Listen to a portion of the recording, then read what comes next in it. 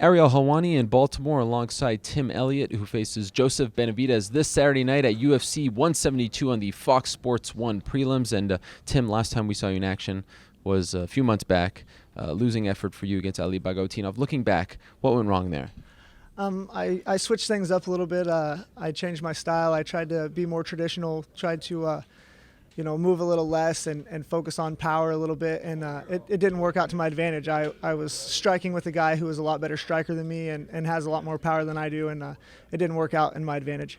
Did you change your style because of him, or did you feel like it was time for you to change your style for whatever reason?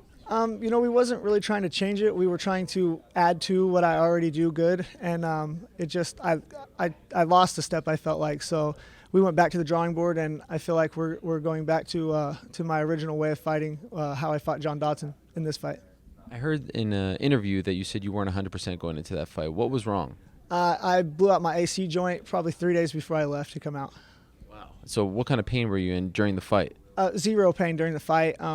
I honestly, I didn't feel it, but I didn't throw any overhands or hooks because of that. I was worried that I might make something worse, and I tried to stick with straight punches, and I'm not very good there. He's a lot better at that than I am, so I'm 100% into this fight, and I feel ready to go.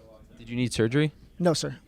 What about just being on that stage? That was a very big show for the UFC, and they put you in a great spot, opening of the pay-per-view, 167, 20th anniversary, George St. Pierre.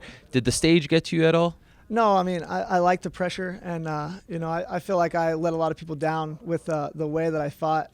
I didn't do the things that got me to where I am, and, I thought that I was going to change things for the better, and it didn't work out. So I feel like now things are going to be different. Even though I'm not on the pay-per-view card, I'm fighting a guy who everybody knows, and fighting a good opponent, I tend to fight better. And Ali Bagautinov was somebody I'd never even heard of, didn't know anything about. Nobody else knew anything about him. So I feel like that got to me a little bit. I do a lot better fighting a big name, and I kind of go with the competition. So I feel like this will be a good fight for me. How did you digest the loss? Did it take you a long time to get over it?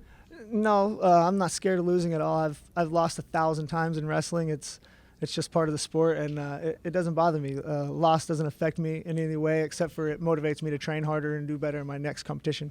Do you think Ali will beat Mighty Mouse? Not a chance. Not even close? Not even close. Why? Why are you so certain? He just backs up. It's hard to win a game where you're backing up. I don't know. I don't think he should even have a shot right now. I think he should at least had to fight Dodson for a title eliminator. And if you go backwards against Mighty Mouse, he's going to kill you. He's too fast. He's too fast to back up on. Does a part of you think that if you would have won that fight, you'd be fighting for the belt?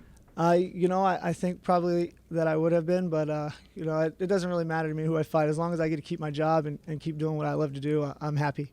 Also read that that's part of your motivation. You don't want to go to a desk job. It's not so much titles, this or that. You just don't want to do, the job where you have to sit in a cubicle. Why are you so afraid of that?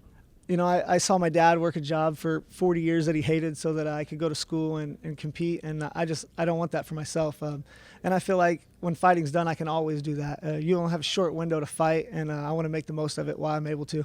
Is it UFC or bust for you? Do you feel as though if you can't make a living in the UFC, you'll be forced to do that?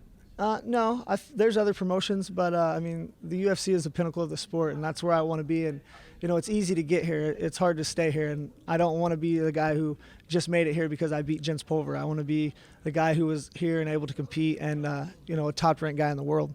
But we do have to note that for flyweight, the options aren't as, there aren't as many as if you were a middleweight or light heavyweight, right? Right. I would for sure probably have to go to 135 pounds. So now you're fighting Joseph Benavidez, arguably number 2 in the world behind Mighty Mouse, right? He's coming off a knockout loss. Were you surprised that Mighty Mouse finished him like that back in December? No, Mighty Mouse is the champ for a reason. He's great, he's fast, he's explosive. So, if he touches your chin, it's just like anybody else. You can go down. But, I think Benavidez just got caught. That doesn't take anything away from Benavidez. He's 16-4 with his only losses being title fights, and that's something to show for itself. He's in a weird spot, though, because he lost twice to Mighty Mouse, also lost twice to Dominic Cruz at 135. Do you think he might be lacking motivation?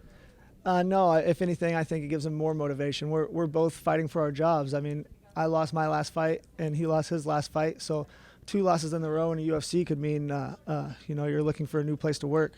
I have a hard time believing that's going to happen, but it's good to tell yourself that. Yeah, I mean, it's motivation, and I want the best Joseph Benavidez that there's ever been, and the better he is, the better I'll be, and the more opportunity we'll have to get bonus money, and I'm looking for that 50 grand. What do you think is the biggest hole in his game right now? I don't think he has a lot of holes in his game. I really don't. I think he's great everywhere, and his record speaks for itself, and he's just a great competitor. So I think he's sharp everywhere, and I like that. The better he is, the better I'm going to be. It makes me feel good that knowing how good that he is. Would you prefer to keep this fight standing with him, or given his wrestling, take it to the ground, vice versa?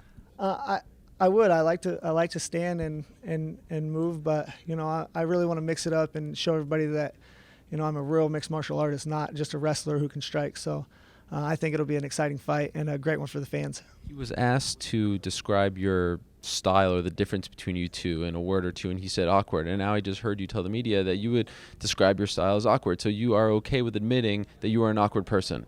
I am. It's not a technique off. It's a fight. It's not who has the cleanest looking stuff. It's whoever can win and win over the crowd and win over the judges. And being different in this game is something that I like. I don't want to be just like everybody else. And I think Dodson and Demetrius Johnson and Benavidez all kind of have similar styles, and nobody has a style like mine. So that's one thing I have that's all my own, and I want to push that and hope that it works out for me and one day get a title fight.